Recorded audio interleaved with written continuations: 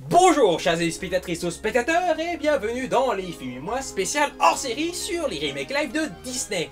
Et le moins que l'on puisse dire c'est que c'est un sujet épineux, voilà oui. Alors ici il ne va pas être question d'analyser chaque remake live parce que sinon ça durerait 2 heures et ça ne serait pas très pertinent. Néanmoins il va falloir s'attarder sur certains films en particulier pour analyser ce détarrage de dessins animés d'une autre époque.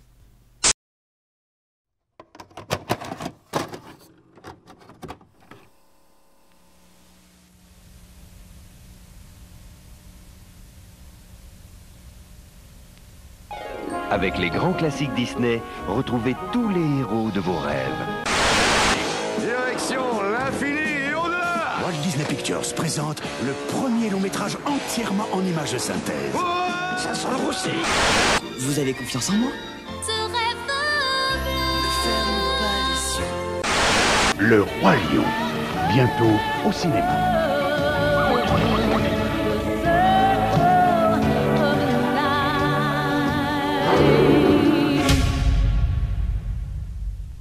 Enfin, nous avons tous grandi avec des dessins animés ou des films qui nous ont marqués, et le moins que l'on puisse dire, c'est que la compagnie aux grandes oreilles occupe une place importante dans notre culture, que ce soit en bien ou en mal. Une place tellement importante que l'on peut clamer haut et fort qu'enfant, on était prêt à réciter par cœur plusieurs chansons Disney, que plutôt retenir des formules mathématiques ou des régions de la carte de la France.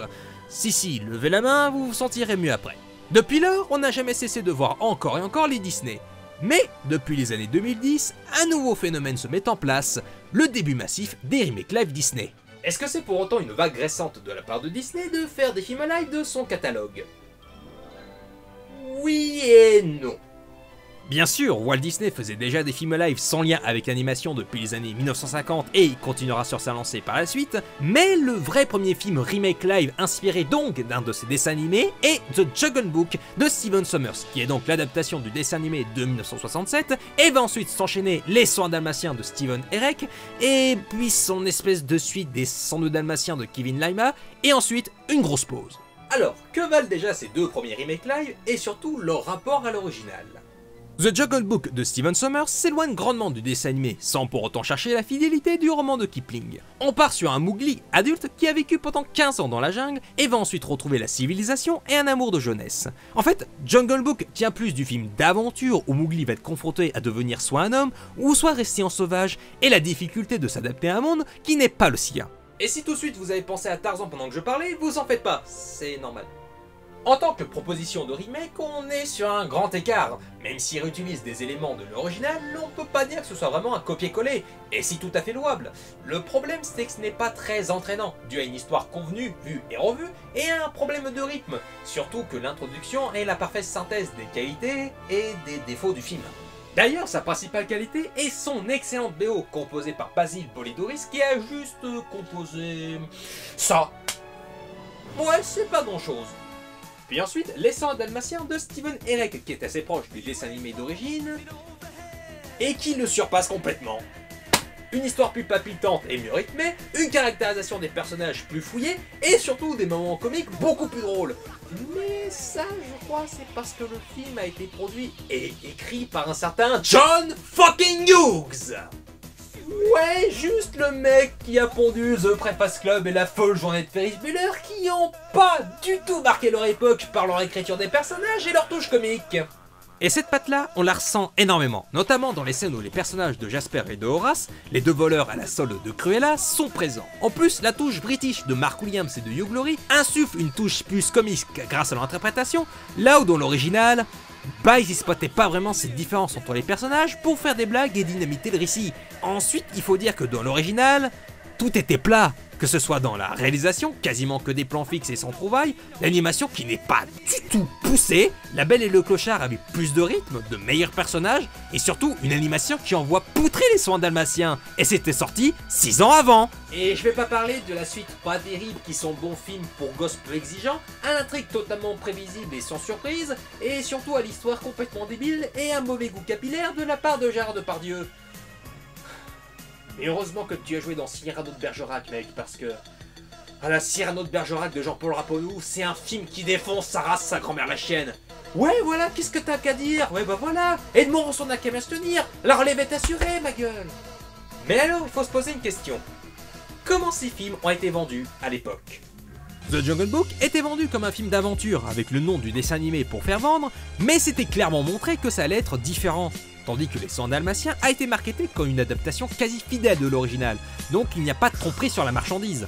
Donc ici on se retrouve avec 2 cas de remake possibles, mais ce que l'histoire nous enseigne par la suite, donc passons à la période des années 2010, c'est qu'on peut dégager 3 types de remakes. Tout d'abord, les remakes fidèles, qui, comme leur nom l'indique, sont des remakes qui reprennent quasiment en plan ou au mot près l'œuvre d'origine. On a déjà vu Les 101 Dalmatiens qui restent sur une base assez proche du dessin animé. Mais parlons de Cendrillon de Kenneth Branagh, qui est meilleur que l'original. En modifiant de nombreux points du dessin animé, il le surpasse. Il développe mieux la relation entre Cendrillon et ses parents, le personnage du prince qui est plus fouillé, et dont sa relation avec son père est beaucoup plus touchante. Surtout que là, le roi ne cherche pas à caser son fiston pour avoir des petits-enfants.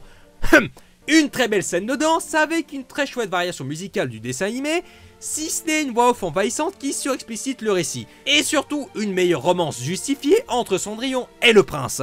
Ouais, et pas juste un claquement de doigts et une lance au bal pour qu'il tombe amoureux. Même s'il faut reconnaître que c'est ce côté conte féerique qui veut ça. Bon, avec ce remake, on a quand même le droit à des facilités, et c'est finalement peu surprenant. Mais force est de constater que l'ensemble est mieux et plus développé. En même temps, quand tu confies ton film à un excellent réel confirmé qui peut t'apporter une chouette ambiance, faut pas s'étonner du résultat. Et non, ce n'est pas du tout une invitation à regarder sa version du Crime de l'Orient Express. Mais surtout, le remake live qui a fait couler le plus d'encre, La Belle et la Bête de Bill Condon, qui non seulement n'offre rien de neuf ni dans son propos ni dans son traitement, mais en plus offre une esthétique plate et marronâtre sans génie créatif, si ce n'est la scène du bal et du buffet. En plus de vouloir expliciter certaines zones d'ombre du dessin animé qui n'avaient pas grandement d'intérêt à être expliquées justement. Puis ça joue énormément sur la nostalgie étant donné toutes les reprises quasi au mot près sur les chansons, et quand il reprend des scènes du dessin animé, il ne comprend pas pourquoi ça fonctionnait là, et quand il crée des choses inédites, ça donne soit des scènes débiles, ou soit des scènes inutiles. Ensuite nous avons les remakes à moitié. Ça c'est les remakes qui reprennent des parties du dessin animé d'origine, mais qui en font une version différente.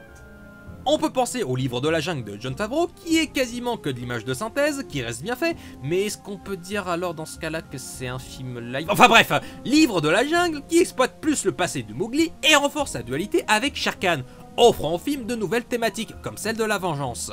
Même si on reprend au passage certains personnages ou chansons qui n'ont pas spécialement lieu d'exister. Et oui, c'est à toi que je pense, chanson hors contexte. Et là, le cas Maléfique de Robert Stromberg, qui pose pas mal de problèmes dans notre contexte. Il reprend certaines scènes du dessin animé et quelques éléments, mais tout ça on peut les compter sur les 10 doigts. Parce que contrairement au Livre de la Jungle, ici ça prend le postulat inverse de La Belle au Bois dormant, en rendant Maléfique la méchante absolue du dessin animé, en une elfe ailée au grand cœur qui a été trahie par un amour de jeunesse. Et donc cela la rend plus ambiguë et paradoxalement plus sympathique. Tout dans Maléfique est affaire de symbolique. Par exemple, les ailes volées par Stéphane à Maléfique après lui avoir donné de l'eau, qui s'avérait être en fait une potion pour l'endormir, peut être une représentation du viol, et des conséquences que la jeune femme subit en ayant perdu son innocence et sa liberté, et en sombrant dans la noirceur. Donc ouais, à partir d'un dessin animé d'une classe absolument folle avec un traitement manichéen épique mais qui est totalement justifié dans le contexte, pour finalement raconter une histoire d'amour tragique et toxique, et aussi un film sur les sentiments humains, qui soit bon et amenant la douceur, la rancune pour finalement pardonner et se retrouver, et l'ambition égoïste autodestructeur amenant à sa propre perte. Donc remake à moitié? Oui et non. On a plus affaire ici à un faux remake. Et justement pour finir, nous avons les faux remakes. Ces films-là reprennent 2-3 petits éléments de l'original, mais qui partent dans une totale et nouvelle direction pour pouvoir lancer un nouveau propos. Comme vu précédemment, The Jungle Book de Stephen Sommers amène le récit dans une toute nouvelle direction, et s'amuse plus à jouer avec la mythologie du dessin animé qu'à l'exploiter pleinement. On peut parler aussi d'Alice au Pays des Merveilles de Tim Burton, qui certes reprend quelques éléments du dessin animé, mais qui part dans un récit d'heroic fantasy sombre et chevaleresque. Mais le tout dans un film qui, comment dire, concrètement on s'ennuie, on donne aucun attachement au personnage, et malgré le fait que ce soit louable de rendre le Pays des Merveilles mystérieux et sans couleur, ça rend le film terne tout du long, et ça sent bon les fixes à foison. De toute façon, la suite de l'autre côté du miroir atomise le premier en tout point. Meilleur personnage, meilleure écriture, meilleur design, meilleur FX, plus créatif que Burton, bordel, et une Alice qui exprime des émotions. Enfin! Ouais, foncez, c'est de la bonne. Puis Peter et Elliot le dragon de David Lowery, qui est un bon film et meilleur que l'original. Et en même temps, c'était pas bien compliqué, bordel de...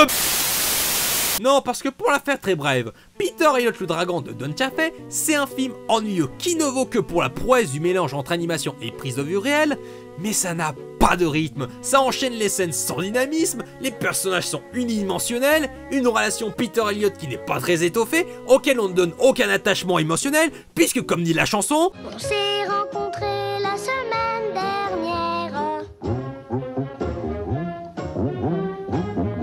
Quoi que... Mais qu'est-ce que c'était que cette merde? Un dragon, c'est vrai, j'ai vu un dragon, tout vert crachant des flammes, qui ne l'a vu ne saurait y croire. Non... Il a la tête d'un vrai chameau, le cou d'un vrai crocodile. Non... Il y a du bonheur pour chacun au monde, avec un semblant d'amour. Non, arrêtez! Suivons toujours et toujours le vent qui court, Libre comme l'oiseau sous la brise. Stop, arrêtez!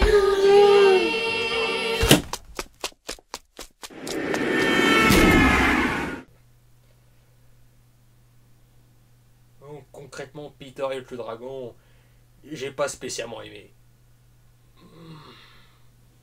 Tandis que le remake de David Lowery, sans être exceptionnel ou surprenant, réussit l'exploit de nous attendrir avec une chouette amitié entre Peter et Elliot, parce que là ça fait pas une semaine qu'ils se connaissent, là ça fait 6 ans, puis il part dans une histoire classique mais assez bonne, une histoire qui n'a absolument rien à voir avec l'original, et c'est tant mieux, et c'est le remake live le plus libre, qui se permet le plus de liberté pour offrir un bon petit film familial avec un Elliot assez mignon. Ce film c'est la synthèse du faux remake par excellence, en traitant l'histoire d'origine d'une autre façon, en traitant mieux certains thèmes mal exploités dans l'original, et en y insufflant de nouvelles thématiques neuves et modernes. Mais alors, est-ce qu'il y a une catégorie de remake à privilégier? Est-ce qu'il y a une catégorie de remake qui serait supérieure à une autre, qui serait vraiment supérieure en termes de qualité? Et la réponse... Bah ça dépend du film en question. Comme vu précédemment, chaque catégorie renferme un bon, voire excellent film, et d'autres sont plus bof ou moyen, voire pas terrible. C'est la question du traitement, de la réalisation, de l'image et du scénario qui va jouer sur la qualité finale du film, et donc sur son statut de remake live. Par exemple, Le Cas Maléfique est intéressant. On a un bon film, mais dont le traitement lorgne un peu du côté des films saga pour ados, avec une réalisation peu inspirée, surtout lors des moments d'action, et quelques visuels qui sont de bons les fixes, mais une réelle qui est beaucoup plus inspirée par contre lors des moments intimistes. Mais en tout cas, ça donne une autre version d'un conte iconique. Donc quelle que soit la qualité finale de ce film, on peut pas dire que Disney ait cherché la facilité. Et en plus, la sortie prochaine d'un deuxième Maléfique prévu pour octobre 2019 inaugure encore plus d'approfondissement dans ce changement de direction par rapport à l'original. Parce que ouais, faire un film live, La Belle et la Bête, pourquoi pas après tout? Il y avait une incroyable version de Jean Cocteau en 1946 et la version de Christophe Gans en 2014. Donc preuve est possible à Disney de faire sa nouvelle version ou l'interprétation du conte. Mais la facilité l'a emporté.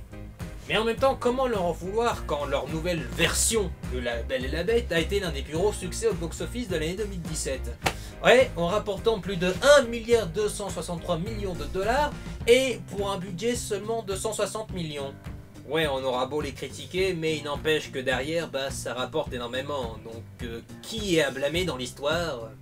Mais du coup, quel est le meilleur remake live fait par Disney? Parce que c'est vraiment compliqué de le savoir, parce que j'ai vraiment aucune idée de vraiment mettre des mots dessus, enfin c'est vraiment compliqué, Ah bah voilà!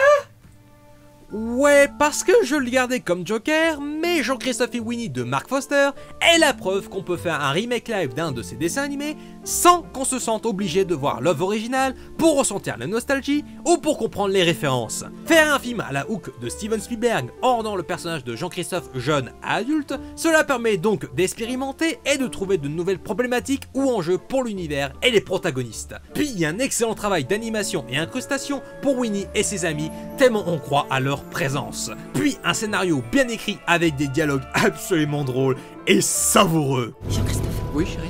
c'est un âne qui parle. Oui, c'est Bourriquet. Bourriquet, voici Evelyne, ma femme. Enchanté, Evelyne, ma femme. Et surtout des moments extrêmement touchants et auxquels t'as envie de pleurer parce que parce que c'est juste trop beau et trop mignon, mais comment tu veux pas craquer devant Winnie? Je ne suis plus le même. Bien sûr que si. Tu es notre ami. Regarde comment tu as sauvé tout le monde aujourd'hui. Tu es notre héros. Non, Winnie, je suis pas un héros. Je suis perdu. Mais je t'ai retrouvé, n'est-ce pas?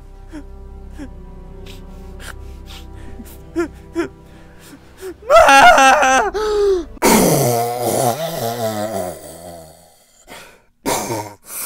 Pardon, excusez-moi, c'est l'émotion. Bref, foncez voir Jean-Christophe et Winnie, c'est vraiment excellent. Ça fait plaisir aux fans, aux néophytes et aux spectateurs de manière générale. Ouais, foncez, c'est vraiment de la bonne. Et maintenant, question. Est-ce que ces remakes ont une véritable utilité? Parce qu'en cette année 2019, avec la sortie au cinéma de Dumbo, d'Aladin et du Roi Lion, et sur le site Disney+, du remake live prévu de La Belle et le Clochard, il y a deux camps qui s'affrontent. Le camp des gens pour qui ces remakes servent de la nostalgie et qui permettent de faire découvrir ces histoires à la nouvelle génération. Et il y a le camp inverse qui ne voit que l'intérêt financier de Disney pour ces films-là. Et dans un cas comme dans un autre, personne n'a raison ou tort. Puisqu'effectivement, à quoi ça sert d'un point de vue artistique ou créatif de refaire les dessins animés en film live si ce n'est pas pour apporter quelque chose de neuf et si c'est pour les faire en moins bien? Je veux dire, La Belle et la Bête, le dessin animé était très réussi. Mais pendant mon visionnage de La Belle et la Bête, le remake par Bill Condon, je m'en suis demandé pourquoi je regarderais pas le dessin animé d'origine, tellement tout était fidèle et en moins bien. Je veux dire, Aladin et le Roi Lion, les dessins animés, ils ont l'air de se suffire en eux-mêmes. La question est légitime. D'autant plus quand les dessins animés de base sont excellents, voire cultes. Il y a effectivement de quoi se plaindre. Cependant, c'est faire un amalgame et une immense erreur. Certains dessins animés méritaient d'avoir un remake moderne. Ils étaient peut-être soit trop vieux pour avoir un rythme ou un style de narration qui puisse toucher les nouvelles générations, et surtout des propos qui se devaient d'avoir une relecture moderne et plus approfondie. Cendrillon de Kenneth Branagh offre une meilleure histoire et un meilleur traitement que le dessin animé. Peter et Elliot le Dragon de David Lowery a supprimé toute la niaiserie et les intrigues interminables du film d'origine. Et même si le Alice de Burton est ennuyeux, il a permis de nous offrir une excellente suite et un très bon film. Donc effectivement, ces remakes offrent une excellente alternative pour les nouveaux ou les nouvelles venues. Du coup, la grande question pour plus d'1 milliard de dollars, pourquoi Disney fait autant de remakes live? L'argent! Oui, si tu veux, mais pourquoi Disney fait autant de... L'argent! Ok, bravo Jean-Michel Expert, mais laisse parler les grands. Parce que Disney ne sort pas uniquement que des remakes à foison depuis 2010. Parce que, sinon, à part ces dessins animés, que produit Disney à côté? Voilà, et jusqu'à preuve du contraire, ces films-là n'ont pas été des grands succès, que ce soit en termes de critique ou soit financièrement. Bon, vous allez me dire que Disney n'avait qu'à mieux les vendre parce que Disney et le marketing, ça fait deux, et puis surtout des fois que Disney, devrait produire de bien meilleurs films. Ouais, c'est de toi que je parle, ouais. Mais en tant que tel, faire ces remakes live, c'est un peu éponger les possibles pertes engendrées par ces nouvelles productions un peu prises de risque. Surtout que les années précédentes 2010, Disney n'avait jamais eu de gros succès depuis plusieurs années. Juste des productions qui les maintenaient au mieux à flot. Et même si certains de leurs films rentraient dans leurs frais et faisaient gagner un peu de bénéfices, il n'y avait pas eu d'immense succès comme au moment de leur âge d'or dans les années 1990. Puis en plus, avec leur embrouille avec Pixar qui arrivait en fin de contrat de collaboration, Disney se cherchait encore et l'année 2010 est l'année du renouveau. Même s'il y a eu Volt entre deux, où on sent le studio qui essaye de se ressaisir pour donner le meilleur d'eux-mêmes. Et la sortie de Réponse en décembre 2010 qui va les relancer dans l'animation de qualité. Et ensuite, la sortie en mars 2010 d'Alice version Burton qui va dépasser le milliard au box-office mondial. Puis ensuite, Maléfique en 2014 qui a été un joli succès pour le studio et lançant ainsi définitivement la formule des remakes live. Parce que je vous laisse deviner, qui a été rentable entre le livre de la jungle qui s'éloigne du dessin animé et les 100 dalmatiens qui se rapprochent du dessin animé? Bingo, c'est la copie qui gagne. Une bonne copie certes, mais copie quand même. Et oui, déjà, même à l'époque, c'était la pure nostalgie qui faisait vendre. Hein. Et bien d'ailleurs, petite question, parmi tous les remakes live de Disney sortis, devinez lesquels ont moins bien marché? Voilà, c'est QFD. C'est QFD parce que Disney est une entreprise et comme toute entreprise, Disney doit se risquer à des nouvelles tentatives, comme des fois mettre en avant des produits calibrés et peu originaux, mais qui rapportent. Alors, quid des prochains remakes live prévus par Disney en 2019 ? Dumbo de Tim Burton semble être bien parti pour ressembler à un remake à moitié, reprendre quelques éléments de l'original et surtout l'agrémenter de nouveaux matériaux pour en faire un film avec une durée potable. Parce que l'original, si vous avez oublié, ne dure qu'1 heure. Et encore, ils ont dû tricher en rallongeant certaines scènes, voire même en ajoutant une qui n'a pas spécialement sa place, que j'ai toujours trouvé bizarre même en étant gosse. Enfin bref, on verra bien si ces modifications apportent réellement quelque chose ou si elles sont inutiles. Tandis que pour Aladdin de Guy Ritchie, on a l'air de s'orienter vers un remake fidèle en reprenant les mélodies et plans du dessin animé, mais on voit bien, genre pourquoi la caverne aux merveilles se trouve dans une montagne et pas dans le désert. Genre c'est plus classe dans le désert, genre t'as une tête de tigre qui sort du sable, mais non, depuis là dans une montagne. Ok, mais on n'est pas à l'abri d'une surprise et j'espère que visuellement ça va être plus travaillé. Mais avec Guy Ritchie aux commandes, son roi Arthur est juste génial, regardez le bordel, on va bien voir. Et le Roi Lion de Jon Favreau a l'air d'être parti pour être une copie à 100%. Mais comme on n'a pas plus d'images, c'est compliqué de se prononcer et peut-être que ça peut bifurquer de l'original et proposer autre chose comme le livre de la jungle du même Jon Favreau, même si on reprend beaucoup des éléments de l'original. Donc là, pour ces deux films-là, on verra bien. Et même si on peut avoir des craintes au box-office pour Dumbo et Aladdin, le Roi Lion est sûr et certain de se taper le milliard, voire 2 milliards de dollars au box-office mondial, selon certaines estimations. On retourne bien à l'argument du produit calibré et peu original, mais qui rapporte. Par contre, ces trois films, enfin, Aladdin reste quand même beaucoup plus coloré, faut pas déconner, bah disons qu'on reste quand même dans la même lignée que La Belle et la Bête et Alice au Pays des Merveilles de Burton, avec cette esthétique visuelle marronâtre, sans génie créatif, et puis surtout des effets spéciaux qu'on sent bien. Même si le Roi Lion a l'air d'être très bien foutu et joli, oui, je dis pas le contraire, c'est juste que, comme pour le livre de la jungle, c'est... Est-ce qu'on peut appeler encore film live le Roi Lion tellement tout est fait en images de synthèse? Après, quitte à faire des remakes live, autant refaire en live ta le chaudron magique. Ah bah ouais, avec une bonne production et direction artistique, y a quoi faire un meilleur film que l'original. Donc les remakes live de Disney ne sont pas forcément une mauvaise chose, et restent dans une bonne logique d'entreprise.